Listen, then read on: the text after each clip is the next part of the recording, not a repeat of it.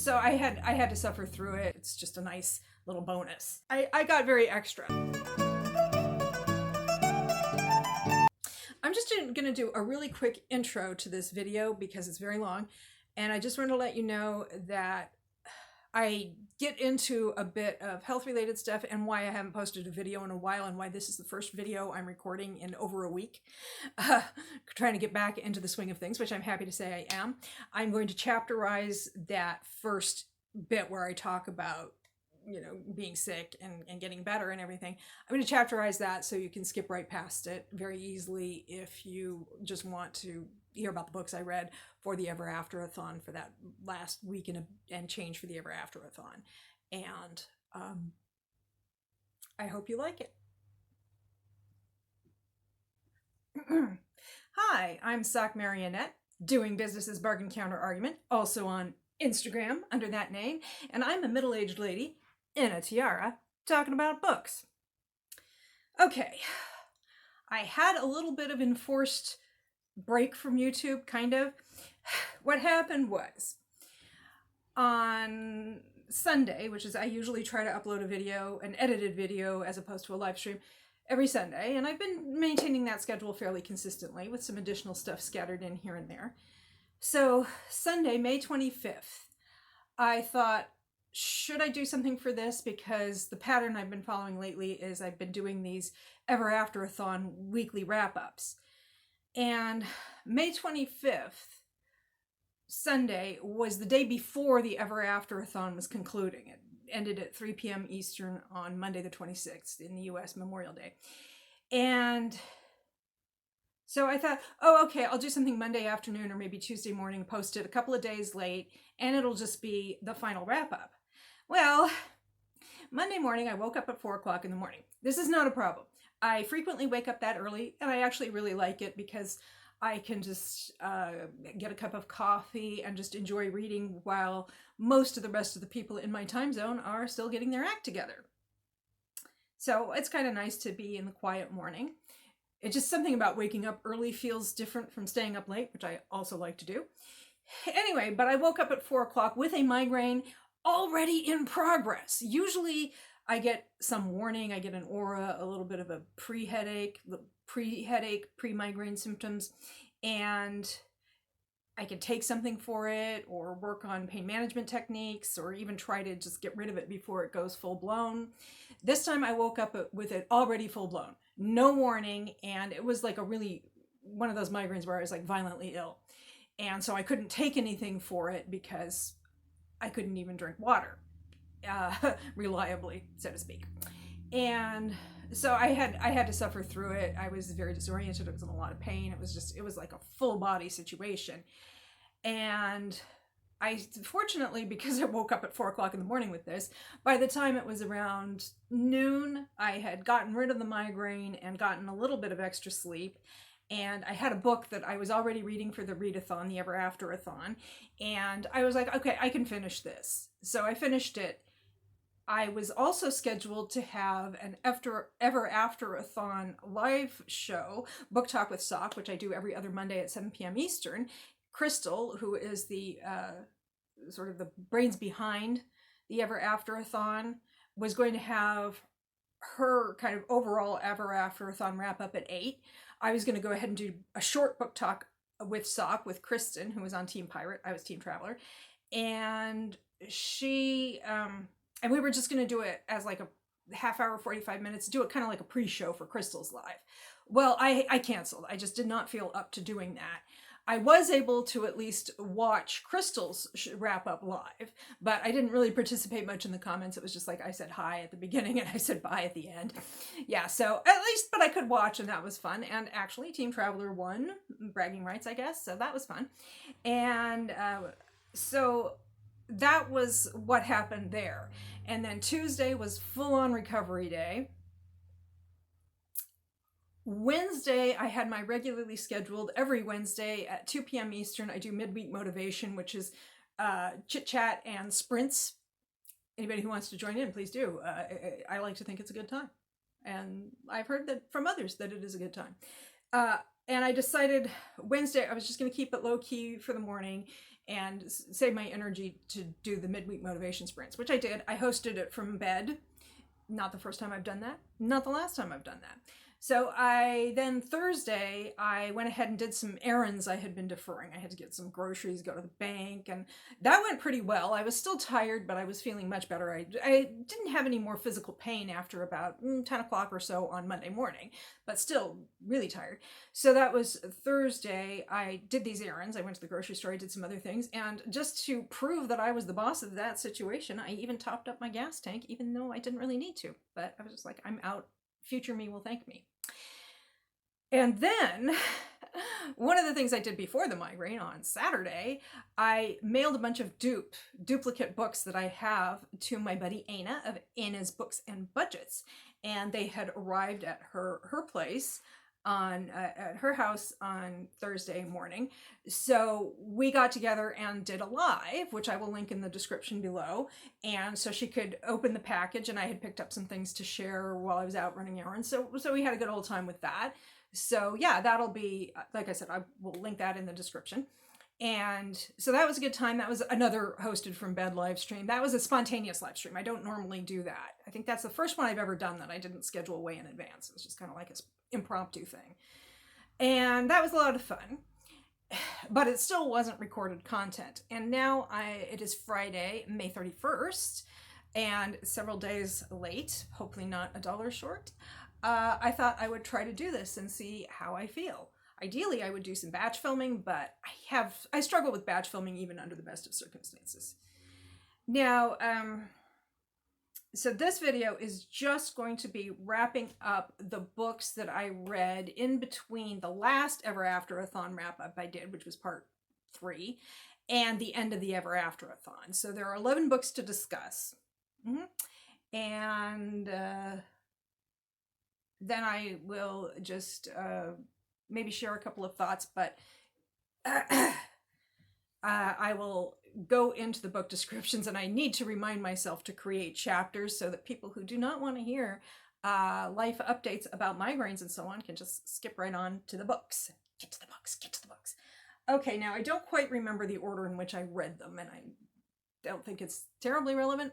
However, the first one that I read that was after the last update was Intersect by Ella O'Rourke, which I read electronically. So hopefully I will have a picture of, my hand is not flat. Hopefully I'll have a picture of it here. And that was the sequel to Parallel, which I had already read and talked about in the last update. So I enjoyed it. There are more books in that series around that same mechanism of time travel and with some of the same characters. But I think for now, I am not going to pursue that any further. I was really, really liked Parallel and Intersect, and I just felt like that was a complete story between those two books. It was a complete story, and I liked it. And I will come back to that world in the future, but for now, that was enough. Okay, now we have some of the books I read were time travel, most of them, I think. But I read some other books that just I wanted to read, take a break from time travel historicals. I read some contemporary time travels and so on and so forth. Some other stuff. So I think a couple of weeks ago, 3 or 4 weeks ago, I went to a library in East Windsor, Connecticut, where they have library sales where you can buy hardcovers, trade backs, picture books, things like that. They also have a whole bunch of mass market paperbacks, and those they don't charge for. You can just take them. And they ask that if you don't want to keep them or you don't have somebody to pass them on to, that you bring them back. And I actually had a whole bunch of mass markets in my trunk that well, not a whole bunch, I had about half a dozen that I keep for little free library purposes. So I donated those and took a whole bunch more than I donated. Anyway, but one of the books I found I was excited to realize was Time Travel, and this is from the Time Swept line, which was a subsidiary of Love Spell, which I think was part of Dorchester Publishing back in the day in the 90s. And this one, the line is called Time Swept, and it is The Outlaw Viking by Sandra Hill. I mean, that is an amazing cover. But I got home and I found out that Sandra Hill actually wrote a whole lot of time travels and other books centered around Vikings and Vikings in the modern age and so on. Furthermore, this was a sequel as part of the series, but it was also the second book in the series, and it was a full-on sequel to a different book. and like to the point where this is about the daughter of the woman in the first book. So I decided to go ahead and order the first book. So it was a free book, but I ended up ordering a book. And the book I ordered, I got it used from, I think, Thrift Books. And it was a reissue from, I think, 2011. So this was the original. And this was a reissue. And so it has a different style of cover because the original, this one is the Outlaw Viking. This is the Reluctant Viking. And this is the reissue cover. I mean, you've still got the washboard abs and stuff. Did this guy have washboard abs? Yes, he certainly did. And this was actually a wraparound with some Viking longships on the back. It's interesting because in the book they use Viking longship really just as literally as a means of travel. They need to get from the island of Great Britain to mainland Europe, to Normandy.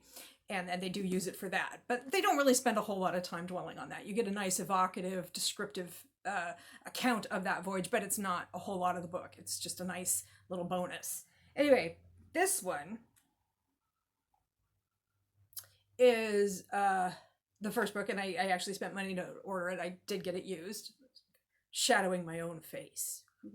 Anyway, so this one, if you look at the cover, you can see that she is wearing a very supportive garment underneath that underneath her tunic or dress. Well, it turns out that she's from the 90s, because that was when this was originally published. It has some strange updates to make it about 2011, but mixed success there. I still enjoyed it, and it just made me think a couple of times, but it didn't ruin the book for me. However, in the 90s, she started and runs a lingerie company using her own designs. So she goes back to Viking era York, England, and she's looking at her options for undergarments, and she says, I think I will make my own. So that's actually justified that her look is a little anachronistic. It was fun. I liked it, and I did like the sequel as well. And I'm going to read more from this series. I have a couple more that I found at a couple of used bookstores, but I didn't read any more for this particular readathon, Ever Afterathon, because I wouldn't get as many points, basically. Okay, and then I read some more from a time travel series by Lynn Curlin. This is the MacLeod / de Piaget series, starting with A Dance Through Time. Now, I enjoyed that. My friend Aina had a copy of it, and she normally likes Lynn Curlin, and she read it. She DNF'd, because, at least for now, because the male main character is extremely unlikable. And as the book progresses, he kind of gets better, but he kind of doesn't. I am going to talk about this one more thoroughly in one of my videos that I call Is It Safe to Read, or Are These Safe to Read, where I look at older historical romances and discuss certain issues that maybe were okay back when they were published, but readers today don't necessarily enjoy. I liked it well enough, but there was some stuff I had to kind of breathe in, breathe out to get through. And then the immediate sequel to that is The Very Thought of You. I liked this better. And I just liked it better. The characters were more likable, especially the male main character. And this time the male main character was the one who traveled, who was the fish out of water in the Middle Ages it was. So I liked this one better. And then I skipped ahead several books to All for You. And I enjoyed this one. Yeah, I enjoyed it. It was fun. Enough said. Okay, so those are...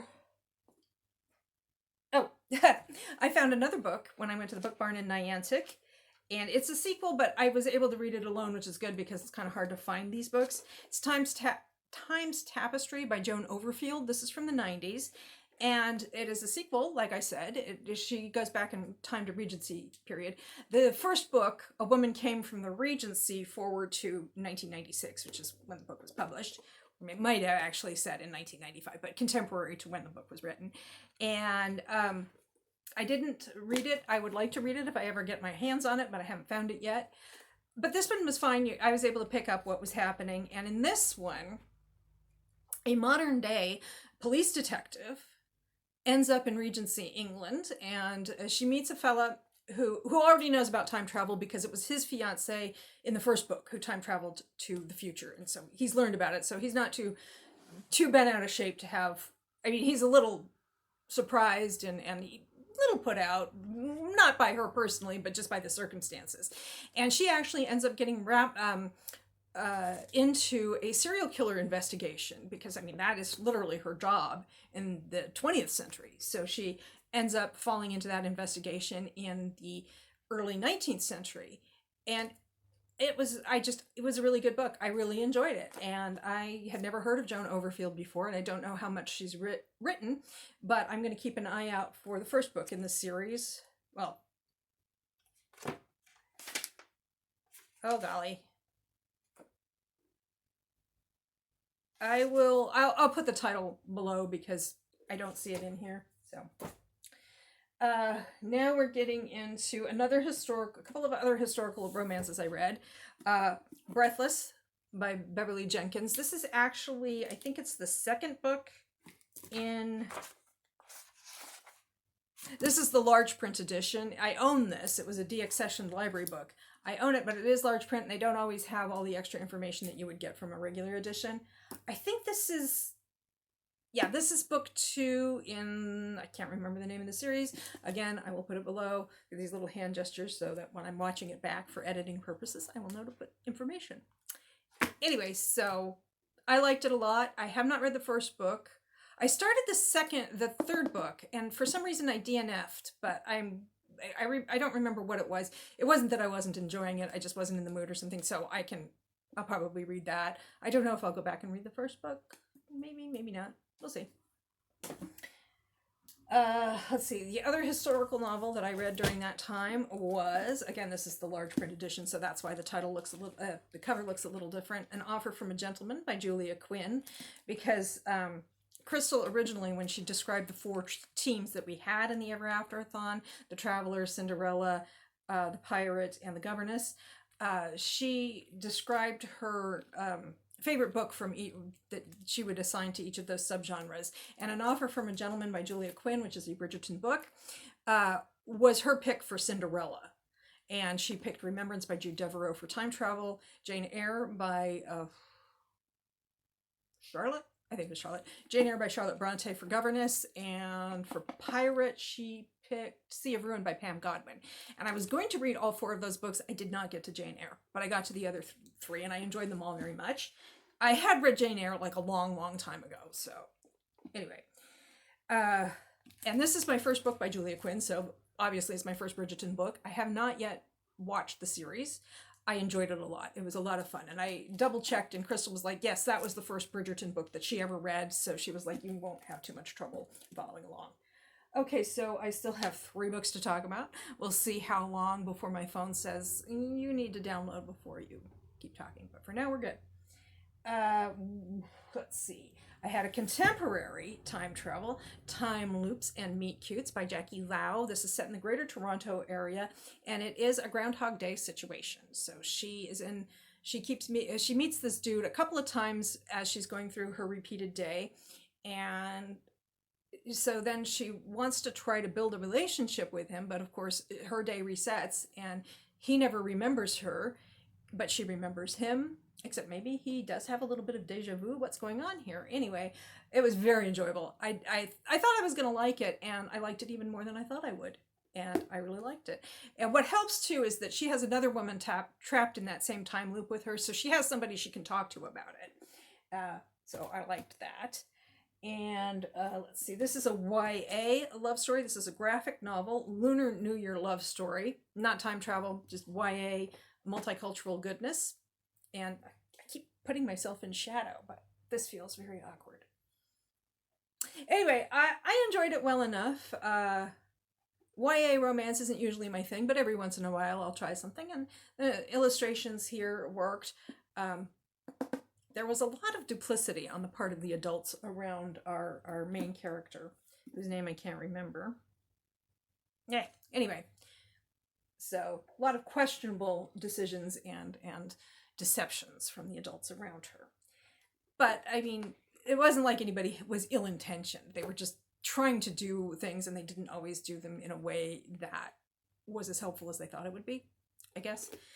And then finally, this is more women's fiction than romance, The Vanishing of Josephine Reynolds by Jennifer Moorman. And this is a woman in modern day Tennessee inherits her grandmother's house, or she goes back to her grandmother's house, and she wants to fix it up. She's just been widowed, and she was in a 10-year-long relationship from when her husband died. And so she's kind of, it wasn't necessarily the greatest marriage, and she's kind of recovering from having been widowed, and like, wait a minute, maybe my relationship wasn't as great as I thought. Maybe I was idealizing my relationship while I was in it. Anyway, she goes into the basement and finds that there's like a passage to the past. And her grandmother, her great-grandmother, back in the day, during Prohibition, had been running a speakeasy in the basement of this house. So she meets a dude, but it's kind of bittersweet. And it's, like I said, I think it's really much more women's fiction than historical romance. I enjoyed it a lot. Not dissing it, just don't go into it with those expectations. And I'm running out of storage, and maybe I'll have to record an outro. We shall see.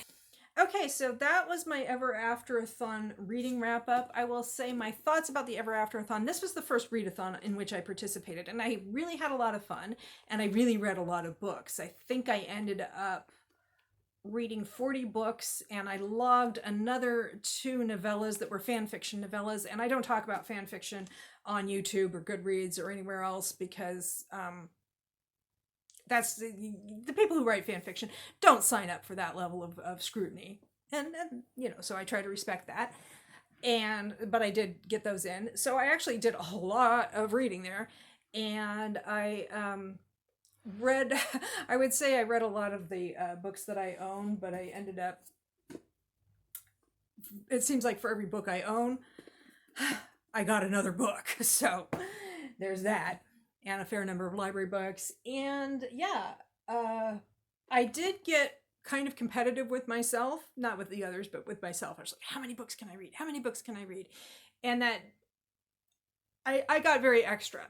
And that is not because anybody was pressuring me to. It wasn't like because I thought the readathon itself was not that high of a pressure situation, not a high intensity pressure situation is what I'm trying to express here. And certainly my team captains and other team members weren't. It was an encouraging atmosphere. I just kind of went overboard because that's how I do. And I don't know if that contributed to the migraine I had on that last morning. I'm not sure. But I, even with the migraine, I'm not sorry about any of it. I'm glad I did it. I'm happy with the approach I took for this one, but it was very tiring. And if I do another readathon, I'm going to try to be a lot more relaxed about it. It's kind of hard, though, because I get into that kind of gamified mindset, achievement mindset, and so it can be a little hard for me to dial that back. It might be a useful emotional and cognitive exercise, though. So I enjoyed it a lot, and I got a lot of reading done, and it was a lot of fun. And again, I'm not sure if I'm going to do it again anytime soon, but you know, that doesn't mean I didn't have a good time. Okay, well, thank you for your attention. If you like what you see here, please subscribe, like, comment, share, or not. I am not the boss of you, and I hope you have a good day or night.